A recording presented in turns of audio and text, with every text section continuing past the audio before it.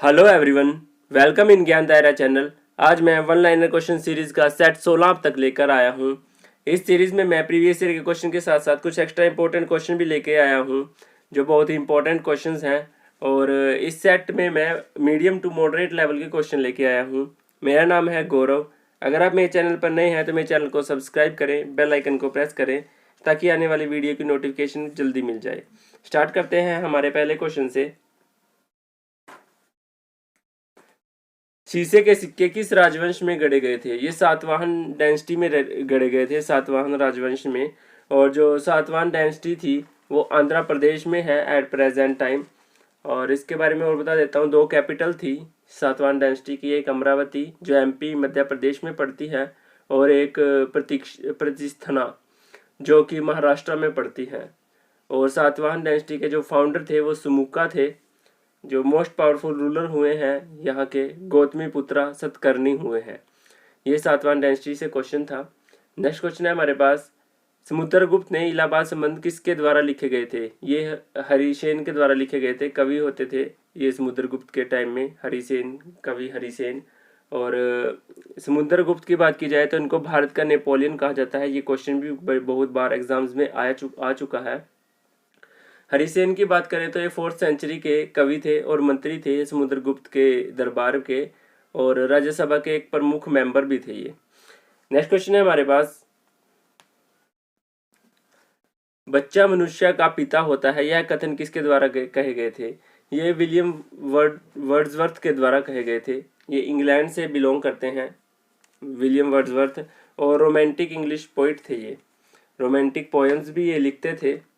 और romantic age in English literature इन्होंने launch किया था। नेक्स्ट क्वेश्चन है हमारे पास। भारत में दलहीन जनतंत्र की वकालत सबसे पहले किसने पास की थी? ये एम.एन. रॉय ने की थी। एम.एन. रॉय लॉयर थे ये एक। नेक्स्ट क्वेश्चन है हमारे पास। मतदाताओं का परिचय पत्र प्रदान करने की व्यवस्था किस चुनाव कानून के संशोधन में की गई थी? ये 1975 में दी गई थी। इसमें आइडेंटिटी कार्ड दिया जाता था मतदाताओं को। और पहले ब्लैक एंड वाइट फोटो आती थी इसके ऊपर, फिर 2015 में रंगीन फोटो आने लगी इसके ऊपर, चेंज किए गए थे और प्लास्टिक के कार्ड बनकर आते हैं अब। ये इनरोलमेंट आईडी कार्ड होता है ये इलेक्शन के लिए। नेक्स्ट क्वेश्चन है हमारे पास। संविधान के संशोधन में किसका अधिकार बराबर है?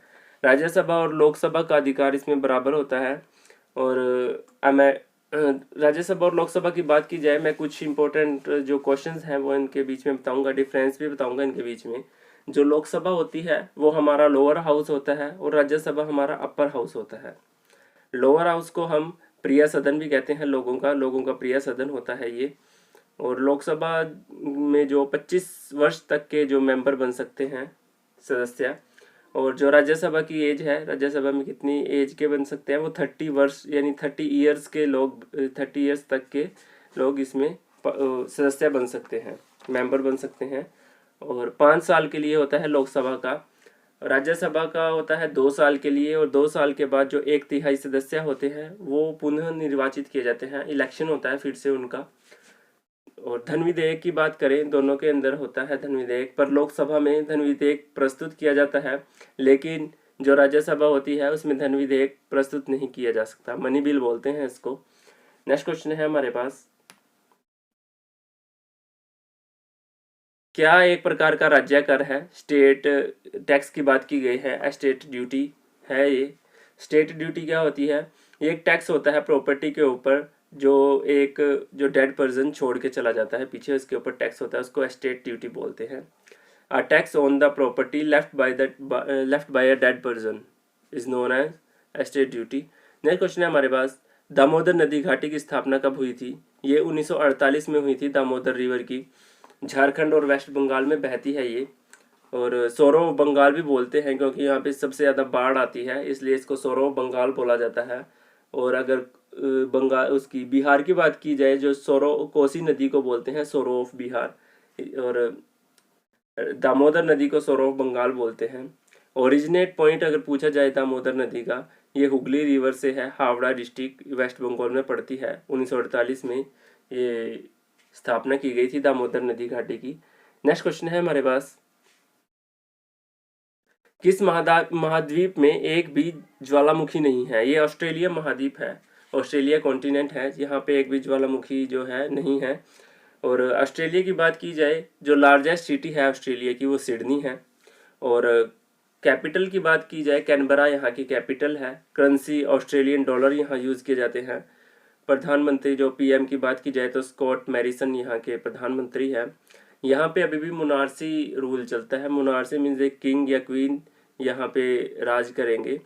जो इस टाइम पे है वहाँ पे मोनार्ची क्वीन है यूके से, Elizabeth two, queen of UK and other Commonwealth realms.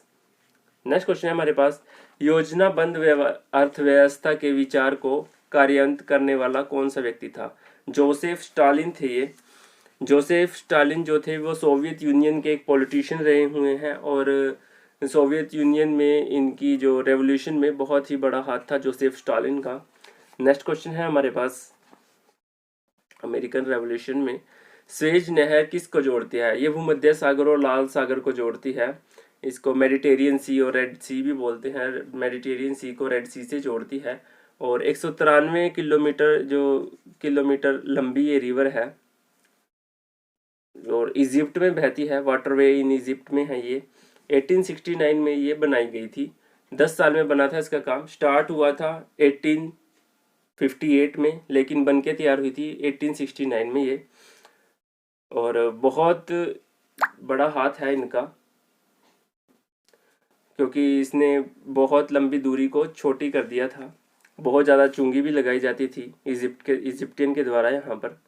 Next question है हमारे पास, किसी तरल पदार्थ के विशिष्ट गुरुत्व को जानने के लिए किस हाइड्रोमीटर, ये पूछा गया है कि density of liquid, relative density की बात की गई है यहाँ पे कि कौन सा जो इंस्ट्रूमेंट है वो मेज़र करता है, वो हाइड्रोमीटर होता है। कुछ इंस्ट्रूमेंट और बता देता हूँ, जैसे बैरोमीटर है, बैरोमीटर एयर प्रेशर को मेज़र करता है। और हाइग्रोमीटर की बात की जाए तो ह्यूमिडिटी ऑफ इन एटमॉस्फेयर, जो है एटमॉस्फेयर में हमारी ह्यूमिडिटी होती है उसको हाइग्रोमीटर मेज़र करता है। एसी में भी होता है ये हाइग्रोमीटर। सिस्मोग्राफ भूकंप की तीव्रता को मेज़र करता है कि भूकंप आया है कि नहीं आया है, उसको नापता है सिस्मोग्राफ, सिस्मोमीटर भी बोलते हैं इसको। एमीटर करता है इलेक्ट्रिक करंट को। नेक्स्ट क्वेश्चन है हमारे पास, ये क्वेश्चंस आ जाते हैं एग्जाम में, एक दो क्वेश्चन मिल जाता है। एसएससी, सीजीएल, स्टेट एग्जाम, किसी भी एग्जाम की बात की जाए, आरआरबी, डिफेंस, आर्मी, सब में आ जाते हैं ये क्वेश्चन जो मैं कवर करा रहा हूँ। चंद्रमा पर किसने सबसे पहले मानव सहित कौन सा अंतरिक्ष यान उतारा था? ये अपोलो 11 था। अपोलो 11 लॉन्च किया था और 16 जुलाई 1969 को लॉन्च डेट थी ये उसकी। और नील आर्मस्ट्रांग ने सबसे पहले चांद पर कदम रखा था। उनके साथ जो थे एडविन ब्रिज थे, लेकिन सबसे पहले नील आर्मस्ट्रांग ने रखा था कदम। यूएसए का ये एक मिशन था। नेक्स्ट क्वेश्चन है हमारे पास, चीन की सबसे प्रसिद्ध जो दीवार है उसकी लंबाई क्या है? वो 6000 किलोमीटर है जो चीन की दीवार है। और उसको अगर उसकी स्टेयर्स को भी मेज़र किया जाए, उसको मेज़र करके जो लंबाई इसकी बनती है 23,000 के आसपास, 23,000 किलोमीटर के आसपास पड़ती है। वर्ल्ड हेरिटेज साइट इसको घोषित किया गया था 1987 में। The great wall of China भी बोला जाता है, नॉर्थर्न चाइना में पड़ती है ये। नेक्स्ट क्वेश्चन है हमारे पास, एक अवशेषित खोखले गोलक के अंदर किसी भी जगह का विद्युत क्षेत्र का मान क्या होगा? ये 0 होगा। नेक्स्ट क्वेश्चन है, भारत अभियान के समय महमूद गजनवी के साथ आने वाला विद्वान कौन था? ये अलबरूनी था। अलबरूनी बहुत फेमस है, उसके साथ महमूद गजनवी भी बहुत फेमस है, क्योंकि महमूद गजनवी ने जो 17 बार अटैक किए हैं भारत पर, और ये सिर्फ अटैक जो करते थे वो सिर्फ धन लूटने के लिए, प्लंडरिंग ऑफ गोल्ड के लिए करते थे। 16वां अटैक उनका जो सोमनाथ टेम्पल पर था। और महमूद गजनवी अफ़गानिस्तान के गजनी के शासक थे। 971 से 1030 ईस्वी तक इनका शासनकाल रहा है अफ़गानिस्तान में। और अगर बात की जाए कि कब आए थे अलबरूनी भारत में, अलबरूनी 1017 में ईस्वी में आए थे महमूद गजनवी के साथ। नेक्स्ट क्वेश्चन है हमारे पास, नमक किस खनिज से उत्पन्न होता है? ये हेलाइट जो हेलाइट से यूज़ होता है, हेलाइट मिनरल होता है, उससे ये बनता है नमक। और जो इसका फॉर्मूला है NaCl, सोडियम क्लोराइड इसको बोलते हैं। अगर हम साइंस वे में जाए, NaCl इसका फॉर्मूला होता है और सोडियम क्लोराइड इसको बोलते हैं। और इसको रॉक साल्ट भी बोलते हैं, हेलाइट को। जो हेलाइट होता है ना हमारा, हेलाइट मिनरल, इसको हम रॉक साल्ट बोलते हैं। नेक्स्ट क्वेश्चन है, राज्य विधानसभा की शक्ति किस पर निर्भर करती है? जो ये जनता पर निर्भर करती है, राज्य विधानसभा की शक्ति। Thank you for watching my video को लाइक करें, शेयर करें और कमेंट करें। कमेंट में बताएं कि वीडियो का कौन सा पार्ट आपको अच्छा लगा।